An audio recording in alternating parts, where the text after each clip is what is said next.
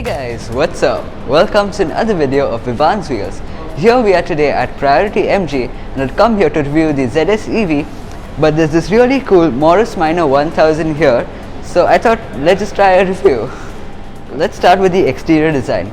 You get a bumper here with some chrome inserts at the bottom, then a very functional grille which straight passes the air inside, and there's this huge bonnet bulger, huge, absolutely massive. You get also quite big headlights here, halogen units. LEDs didn't exist back then. And then these are your ORVMs, just mirrors stuck onto the body. Other side again you get bulges here, a Minor 1000 badge, and the tires are absolutely tiny. I think they're 14 inches, not sure, but just look at the width. This is how wide they are, so skinny as well. Moving down you get chrome door handles, and it's quite short. You see, I'm 4 and it's actually shorter than me, so pretty small car. Again, flared fenders, they did exist back then. You can see here the front one has a white surround for the tire, the back one doesn't. That's what happens when a car is so old.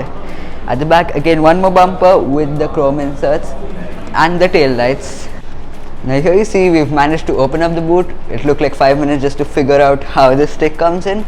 And you see it's a pretty practical car. You can fit a lot of stuff like this box which is here. The wiring is exposed and it's a pretty interesting car. Like, these cars are ancient to me. It's pretty fun to see how cars were that time. So on the side you also have these chrome garnishes for the windows, and the door handles, they open the opposite way. Look at this. And then the door is quite thin, you know, like modern cars have thicker doors.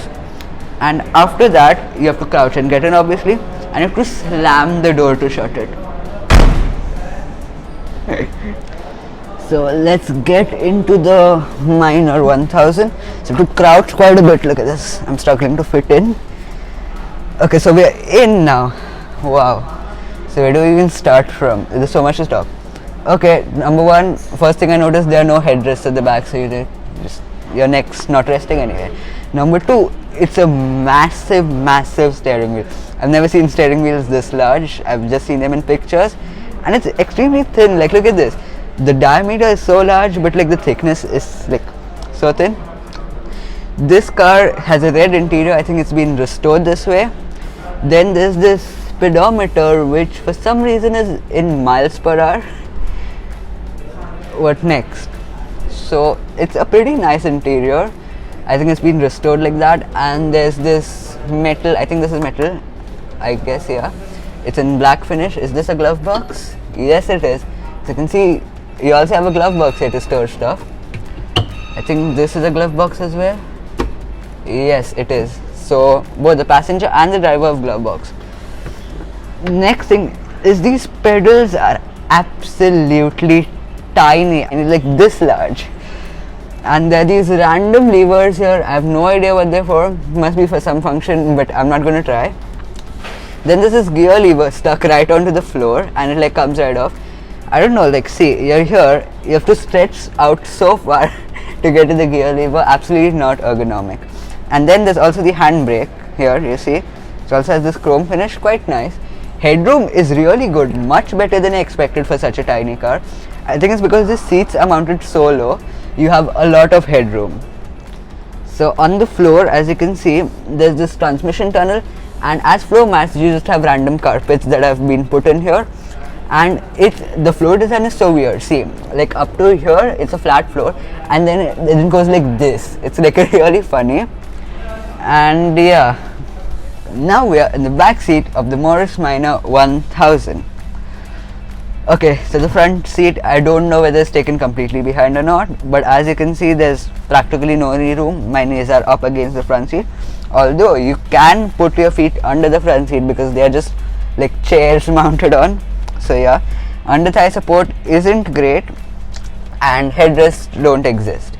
So a fun little story. So my grandmom, when she was a kid, that was in the 60s, they had a Morris Minor 1000, and I've heard a lot of stories of their car, how they used to go around in it, and they used to fit 5 kids in the back seat. Like on this seat they used to fit 5.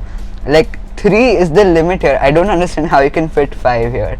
and like I've always heard her stories and was always fascinated by it, and now I'm like so glad I'm actually getting to sit in one and review one.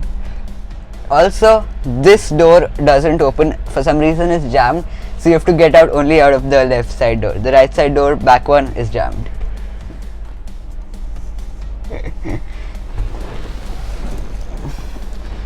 So yeah, so even when I'm getting out, the suspension below me is creaking. It's like tuck tuck constantly.